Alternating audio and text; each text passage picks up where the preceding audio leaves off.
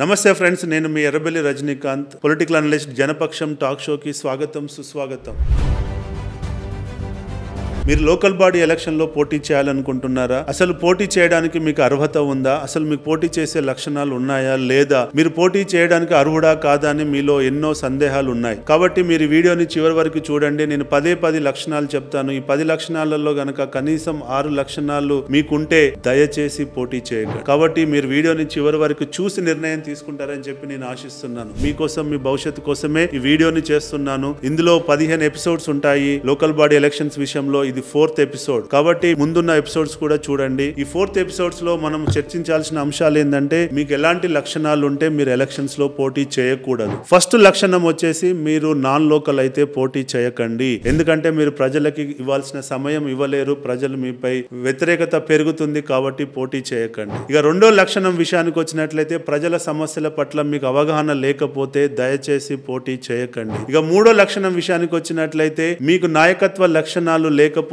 ప్రజల సమస్యలపై పోరాటం చేసే పటిమ లేకపోతే, అధికారులతో ప్రశ్నించి అధికారులతో పని చేయించుకునే నాయకత్వ లక్షణాలు లేకపోతే మీరు దయచేసి పోటీ చేయకండి. ఇక నాలుగో లక్షణం విషయానికి వచ్చినట్లయితే, pro development, pro welfare mind set గనక మీకు లేకపోతే దయచేసి పోటీ చేయకండి. ఇక ఐదో లక్షణం విషయానికి వచ్చినట్లయితే, ప్రజల పట్ల సేవాభావం గనక మీకు లేకపోతే దయచేసి పోటీ చేయకండి. ఎందుకంటే సేవాభావం ఉన్న వాళ్ళు మాత్రమే సర్పంచ్ ఎన్నికల్లో గెలిస్తే గ్రామానికి, ప్రజలకు న్యాయం జరుగుతుంది. లేకపోతే మీరు పోటీ చేయకండి. ఆరో లక్షణాన్ని గనక వచ్చినట్లయితే, మీరు ఆర్థికంగా బలంగా లేకపోతే దయచేసి ఎలక్షన్ లో పోటీ చేయకండి. ఎందుకంటే డబ్బు కోసం మీరు ఎలక్షన్ లో పోటీ చేసి గెలిచి ప్రజల నుంచి దోచుకొని మీరు ఎలక్షన్ చేయాలి. ఎలక్షన్ లో పెట్టిన డబ్బు సంపాదించుకోవాలనుకుంటే డెఫినెట్ గా మీరు నష్టపోతారు. రాష్ట్ర ఆర్థిక పరిస్థితులు బాగోలేవు. ఏ పని చేసినా మీకు బిల్స్ వచ్చే పరిస్థితి లేదు. కాబట్టి మీరు ఆర్థికంగా నష్టపోతారు. కాబట్టి దయచేసి మీరు ఆర్థికంగా బలంగా లేకపోతే పోటీ చేయకండి. మీ కుటుంబాన్ని రోడ్డు మీద పడేయకండి. ఇక ఏడో విషయాన్ని గనక వచ్చినట్లయితే, మీరు ప్రో డెవలప్మెంట్ ఎజెండా తోటి పోటీ చేయాలని లేకపోతే, ఓన్లీ ఓటర్లకి డబ్బు పంచిపెట్టి, మద్యం పంచిపెట్టి ఓట్లు అడుకోవాలనుకుంటే దయచేసి పోటీలో ఉండకండి. ఎందుకంటే ఈ రోజుల్లో ఓటర్లు డబ్బు తీసుకున్నా, మద్యం తీసుకున్నా మీకు ఓటేస్తారని చెప్పి గ్యారంటీ లేదు. కాబట్టి దయచేసి మీరు ఇలాంటి లక్షణాలు గనక, ఇలాంటి ఆలోచనలు కనుకుంటే డెఫినెట్ గా మీరు పోటీ చేయకండి. ఇక ఎనిమిదో విషయాన్ని గనక వచ్చినట్లయితే, మీకు పరువు ప్రతిష్ట ముఖ్యమైతే దయచేసి ఎలక్షన్ లో పోటీ చేయకండి. ఎందుకంటే ఈ రోజు ఎలక్షన్ లో పోటీ చేసిన తర్వాత మీపై ఎన్నో విమర్శలు వస్తాయి.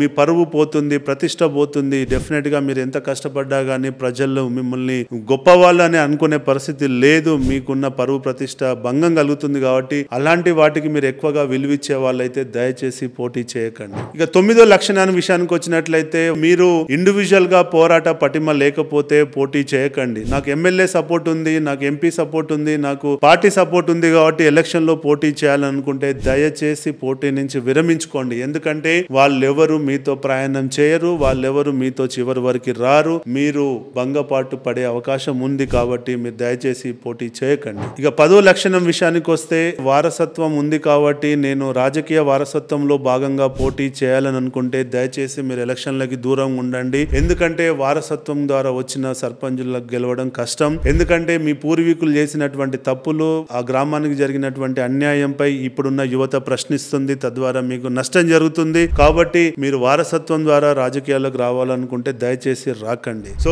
ఇవ్వండి ప్రధానంగా ఈ 10 క్వాలిటీస్. ఈ 10 క్వాలిటీస్ లో గనక మీకు 6 క్వాలిటీస్ గనక ఉంటే దయచేసి పోటీలో ఉండకండి, విరమించుకోండి. సో అనవసరంగా మీ భవిష్యత్తుని అంధకారంలోకి నెట్టకండి. మీ కుటుంబాన్ని రోడ్డుపై లాగకండి. మీ మంచి కోసమే నేను ఈ వీడియోని చేస్తున్నాను. నాకున్న రాజకీయ అనుభవం ద్వారా గత 10 సంవత్సరాలుగా నేను 100 మంది ఎమ్మెల్యేలకు పనిచేసిన అనుభవము, 30 మంది ఎంపీలకి, 2000 మంది లోకల్ బాడీ లీడర్లకు పనిచేసిన, గెలిపించిన అనుభవంతో మీకు ఈ ఇన్ఫర్మేషన్ షేర్ చేసుకుంటున్నా. ఇది మీకు ఉపయోగపడాలనే ఉద్దేశంతో వీడియో చేస్తున్నా. దయచేసి ఈ వీడియోని మీరు చూడండి, 10 మందితో చూపియండి. మీరు ఎలక్షన్స్ ని చాలా సాఫీగా చేసి లో బడ్జెట్ లో, జీరో బడ్జెట్ లో మీరు ఎలక్షన్ చేయాలని చెప్పి మనస్ఫూర్తిగా కోరుకుంటున్నా. జై హింద్.